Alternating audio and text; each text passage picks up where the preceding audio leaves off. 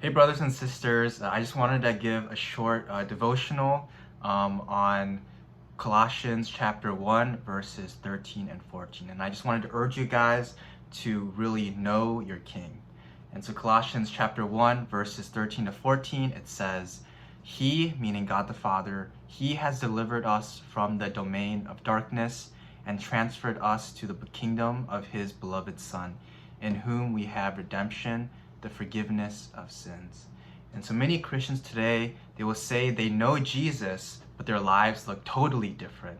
And so they may be good people on the outside doing good things, or even applying what they've heard in the sermon every Sunday morning and applying it well to their lives. But I want to urge you to truly know your King. There is goodness, right living, and eternal reward at stake. And so the very thing that God calls us to do is to really know Him.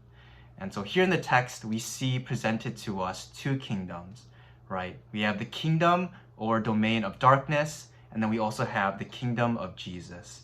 And so the way that creation has been prepared, how God has made it, is neatly divided into two categories that we see here: the kingdom of darkness and the kingdom of Jesus.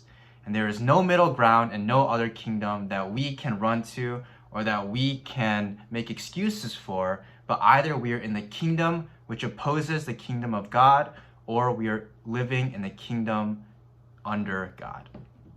And in wartime, I've hardly heard of anyone who doesn't know what side they belong to. And yes, we are truly in a spiritual warfare. If you want to know more about it, you can read the end of Ephesians. It talks a lot about spiritual warfare and shows us what is truly the spiritual reality behind everything that's going on. In wartime, I've hardly heard of anyone who doesn't know what side they belong to, and yet many Christians with their actions will show that they don't know what side they're on. And I think really only children act this way during war, right? Like everything is above their heads, they don't know what is going on, but they're just simply carried away or carried with whatever is going on around them. And so, yeah. But the Bible tells us to be more than children, but to be mature adults who know the will of God. And so if you're listening today, seek maturity and faith, as so many before us have failed to do so and have failed to do what God has called them to do. And time again, Jesus has said, if you have ears to hear, listen carefully to what He is teaching. And so first, what does the domain of darkness look like? And so in the kingdom, the ruler sets a lot of rules, commandments, and statutes, right? And the citizens of that kingdom fall under those things. And so, like, the citizens are going to be governed, and they're going to move and act and do things according to these rules that the king has set.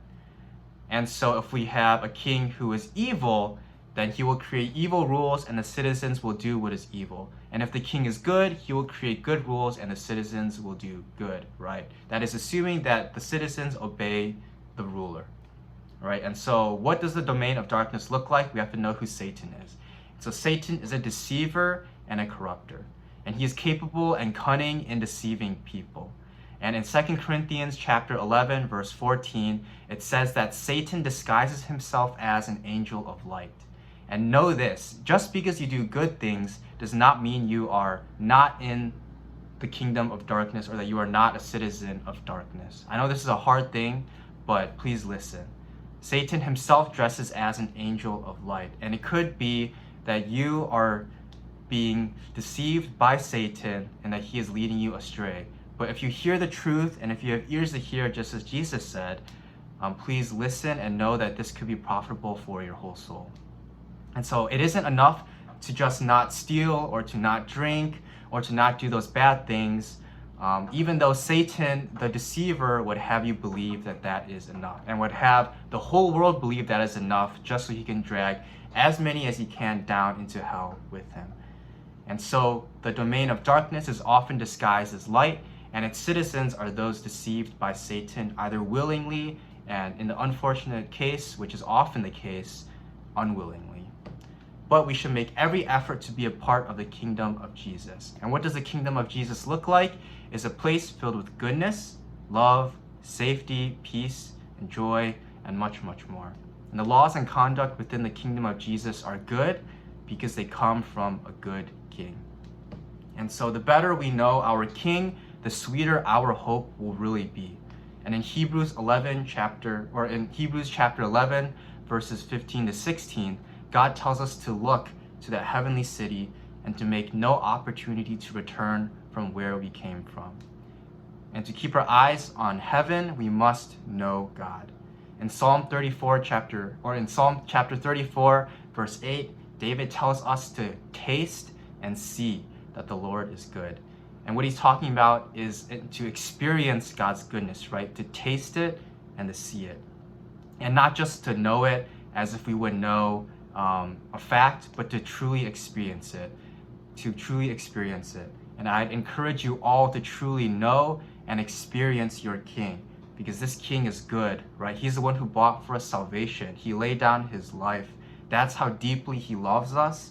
And if he laid down his life, he would gladly give us so much more if we would ask him. And so please, I'd encourage you to know your King. And finally, pay attention to the last portion of what we read. It says, in whom we have redemption, the forgiveness of sins. And to enter into the kingdom of heaven, trust Jesus for your salvation. Nothing you can do can earn your way into heaven, but trust him completely to save you. To save you from your sorrow, to save you from yourself, to save you from everything, right? And how do you know if you truly trust in him? God doesn't just leave that for us to figure out, as if just to say, trust in Jesus and then, figure that out for yourself. But God also gives us, what does that really mean, right? It says, in whom we have redemption. Many people will say they have been saved by Jesus, but few people will say that they are in Jesus. Forgiveness of sins is only in Jesus, right?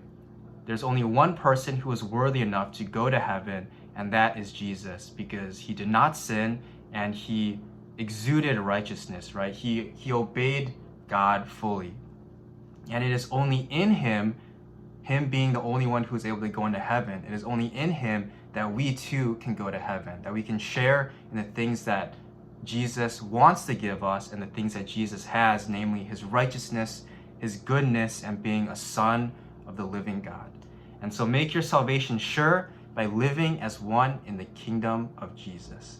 And so I encourage you guys to truly know your King. Thanks, guys.